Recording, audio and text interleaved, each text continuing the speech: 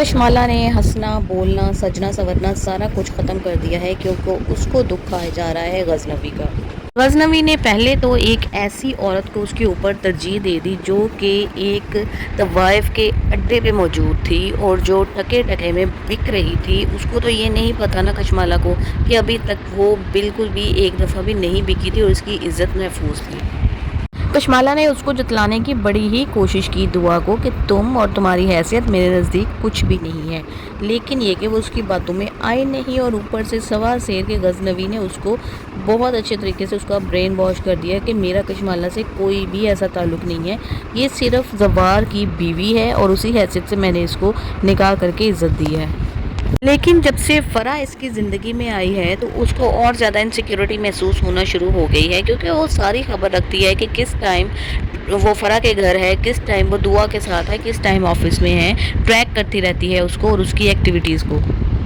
Family members کو پتا ہے کہ فرح تو بہت ہی امیر تیز چالاک عورت ہے اور اگر غزنوی اس کی سائیڈ ہو گیا وہاں سے نکالنا تو بہت ہی اس کو مشکل ہو جائے گا، اس لیے وہ اپنے ساس سسر کو سکھاتی ہے بجھاتی ہے اور وہ لوگ اب اس پہ زور ڈالیں گے کہ فرح کو اپنی زندگی سے نکالو، کیونکہ یہ بہت زیادہ انسلٹنگ ہو جائے گا غزنوی کے لیے بھی کہ اس کو جسٹیفائی کرنا کہ کیوں وہ میری زندگی میں موجود ہے، کیونکہ ماں باپ کو تو نہیں پتا کہ کس طریقے سے فرح جو ہے وہ بلیک میل کرتی چلی آ رہی ہے اور کس طریقے سے وہ اس کو گھر بلاتی ہے، نہ تو وہ یہ نوٹس لیتی ہے کہ یہ کتنا ناگواری سے آتا ہے اور نہ ہی وہ یہ نوٹس لیتی ہے کہ کتنا یہ بزی انسان ہے، اپنی بیوی کو بھی اس نے ٹائم دینا ہے، اپنے آفس کو بھی ٹائم دینا ہے، نہیں کچھ بھی وہ نہیں دیکھ رہی۔ اس نے اپنی عزت بھی سٹیک پر لگائی ہوئی ہے صرف اسی وجہ سے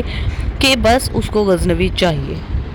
لیکن ہوگا کیا کہ دعا اور غزنوی کی جلد ہی فیملی بن جائے گی اور وہ دونوں ہنسی خوشی زندگی گزارنا شروع ہو جائیں گے اور پھر اس کے والدین پریشر ڈالیں گے کشمالہ کے لیے کہ دیکھو تمہارا اس سے نکاح ہے، تمہیں اس کو بھی اس کا رائٹ دینا چاہیے تاکہ بچے بھی تم کو والد کی حیثیت سے دیکھ سکے، کیونکہ بچوں کی زندگی میں بہت زیادہ خلا آ رہا ہے، نہ تو تم ان کو ٹائم دیتے ہو، نہ ہی جو ہے نا ان کی ماں کے ساتھ تمہارا بیہیویئر اچھا ہے، تو وہ کس طرح تمہیں باپ سمجھیں گے۔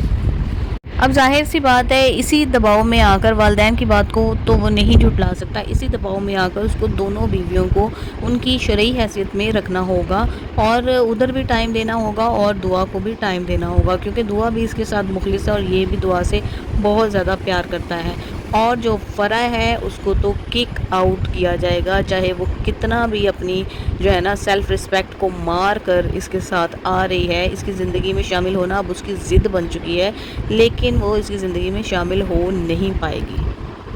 اور اس کو منہ کی کھانا پڑے گی، بغلے جھانکتی ہوئی دوبارہ واپس اپنے کسی دوسرے کنٹری میں چلی جائے گی اور کوئی دوسرا لڑکا پھنسانے کی تیاریاں شروع کرے گی۔